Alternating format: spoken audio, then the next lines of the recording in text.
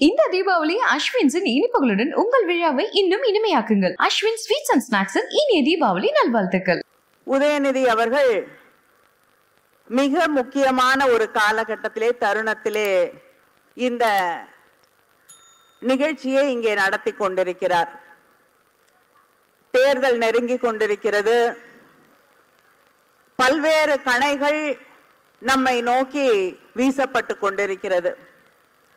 எந்த திசையிலிருந்து எந்த தாக்குதல் திராவிட முன்னேற்ற கழகத்தை நோக்கி வந்து கொண்டிருக்கிறது என்று தெரியாத அளவிற்கு பல்முனை தாக்குதல். ஏன்னா அவங்களுடைய ஒரே டார்கெட் நம்ம தான். பாரம்பரிய எதிரிகள், பரம்பரை எதிரிகள் எல்லாமே திமுக தான். அதுக்கு பெருமையா கைத்தட்டக்கூடிய ஒரே கட்சி இருக்குன்னா அதுவும் திமுக தான். அவங்களை வேற எதிர்த்து நின்று அறிவியல் ரீதியாக கேள்வி கேட்பதற்கோ கருத்தியல் ரீதியாக அவர்களை மறுத்து பேசுவதற்கோ வேற யாரும் கிடையாது. நம்ம மட்டும்தான் அவங்களுக்கு வழிவிடாமல் கருத்தியலாக இருக்கட்டும், அந்த அரசியல் வழியாக இருக்கட்டும், அறத்தின்பால் நின்று அவர்களை எதிர்க்கக்கூடியவர்கள் நாம் மட்டும்தான் என்ற அந்த தெரிவு அவங்களுக்கு இருக்கிறதுனால எல்லா விதத்திலையும் நம்மை நோக்கித்தான் கணைகளை அவர்கள் எய்து கொண்டிருக்கிறார்கள். இது நமக்கு பழகின ஒண்ணுதான், புதுசா ஒண்ணும் இல்லை. காலம் காலமாக எதை எதிர்த்து திராவிட இயக்கம் உருவாக்கப்பட்டதோ அந்த போராட்டத்தின் தொடர்ச்சியாகத்தான் இன்னைக்கு இந்த கலை திருவிழா நடைபெற்றுக் கொண்டிருக்கிறது, அறிவு திருவிழா நடைபெற்றுக் கொண்டிருக்கிறது. வெளியில ஒரு 50 ஸ்டால் இருக்கக்கூடிய புத்தக கண்காட்சி நடந்து கொண்டிருக்கிறது என்று உரை சொன்னார். இதை பயன்படுத்தித்தான், இந்த மொழியை, இந்த அறிவை பயன்படுத்தித்தான் நமக்கு காலம் காலமாக இருந்த அந்த அடக்குமுறையை எதிர்த்து நாம் போராடினோம். அவங்களுக்கு எதிராக நம்ம வைத்தது எங்களுக்கு மட்டும்தான் அறிவு இருக்கு, எங்களுக்கு மட்டும்தான் சிந்திக்க தெரியும், நாங்க மட்டும்தான் படிக்கணும், நாங்க மட்டும்தான் எல்லாம் தெரிந்தவர்கள், இந்த உலகத்தின் சட்டங்களை எல்லாம் எழுதக்கூடியவர்கள் நாங்க தான் என்று எல்லாத்தையும் தன்னோட கையில வச்சுட்டு எல்லா ஆட்சி அதிகாரத்தையும் கையிலே வைத்து கொண்டிருந்த அதிகார வர்க்கத்தை எதிர்த்து போராடுவதற்கு சாதாரண சாமானிய ஒடுக்கப்பட்ட மக்களாக இருந்த திராவிட இயக்கத்தை சேர்ந்தவர்கள் கையில எடுத்த ஆயுதம் அறிவாயுதம் தான், மொழி என்ற ஆயுதம் தான். அந்த மொழியைத்தான் உதய் இன்றைக்கு மறுபடியும் இந்த அறிவு திருவிழாவிலே முன்வைத்திருக்கிறார், மையப்படுத்தி இருக்கிறார். அதனால இன்னைக்கு நாம் இந்த பகுதியிலே அதிகமாக பேச போவது கலையை பற்றி, இலக்கியங்களை பற்றி, நாம் இலக்கியத்தை கையாண்ட விதத்தை பற்றி, திரையை எப்படி, திரை உலகத்தை நாம் நம்முடைய வாகனமாக நாம் கொண்டு போய் சேர்க்க வேண்டிய செய்தியின் வடிவாக மாற்றினோம் என்பதை பற்றி எல்லாம் இங்கே பேசுவதற்கு இங்கே பல அந்த துறையை சார்ந்த விற்பனர்கள் வந்திருக்கிறார்கள். ஒரு காலகட்டத்துல ஒரு துணுக்கு போடுறதுனா கூட, ஆனந்த விகடன்ல ஒரு துணுக்கு போடணும்னா கூட அது ஒரு வேற ஒரு மொழியில தான் போடுவாங்க. அவள் பேசிய மொழியில தான் அந்த துணுக்கு செய்தியே வரும். மாமாவும் மாமியும், நான் எந்த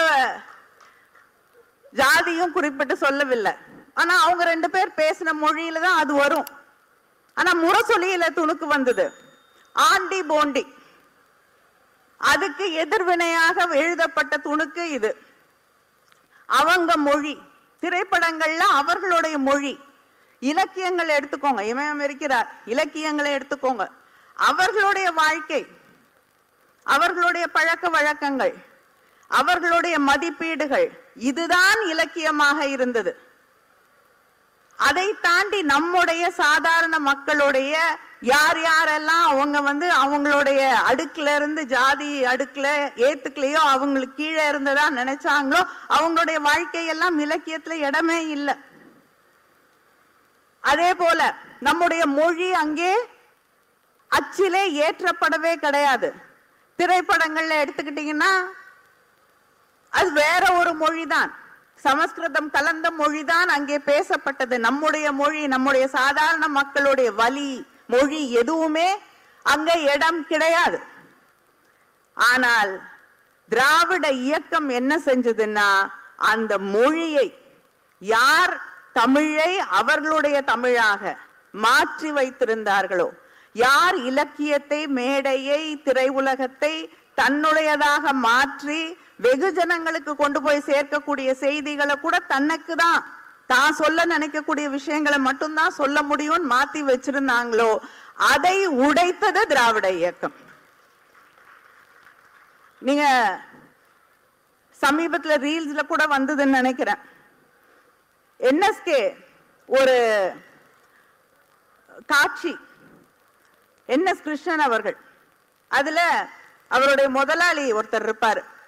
அந்த முதலாளி கிட்ட அவங்க பண்ணையில வேலை செய்யக்கூடிய குறைந்த ஜாதியை சார்ந்த ஒருவர் தொட்ட மண் பாத்திரத்தை கொண்டு போய் தரும்போது, அவன் தொட்டது இதை நான் பயன்படுத்த மாட்டேன்னு போட்டு உடைச்சிருவாரு. அடுத்து ஒரு வெள்ளி கிண்ணத்தை இன்னொருத்தர் பயன்படுத்தினாருன்னு சொல்லி இதுவும் போய் கழுவி வை, ஏன்னா தீட்டுப்பட்டுடுச்சு, தொட முடியாது, கழுவுன அப்புறம் தான் தொட முடியும்னு. உடனே என்எஸ்கே என்ன பண்ணுவாரு, அவரே காசு கொடுத்துருப்பாரு. அந்த பணம் அந்த மேஜையில இருக்கும், அதுல தண்ணி தெளிப்பாரு. ஏன்டா பணத்து மேல தண்ணி தெளிக்கிறேன்னு வாங்க, நீ தானே சொன்ன தீட்டுப்பட்டுருச்சுன்னு. அதுக்குன்னு பணத்து மேல யாராவது தண்ணி தெளிப்பாங்களாடான்னு பொண்டாட்டியை கூப்பிட்டு கொண்டு போய் பத்திரமா தொடச்சு வை அத அப்படின்வாரு. அடுத்து 2 பேரும் வெளியில வருவாங்க. வேலை செய்யற அங்க பண்ணையில வேலை செய்யற பணியாள் ஒருத்தர் அம்மாவோட மூக்குத்தி காணாம போயிடுச்சுன்னு சொன்னீங்கல்ல, அந்த மூக்குத்தியை நான் கண்டுபிடிச்சிட்டேயா, கீழே கடந்ததுன்னு கொண்டு போய் கொடுப்பாரு.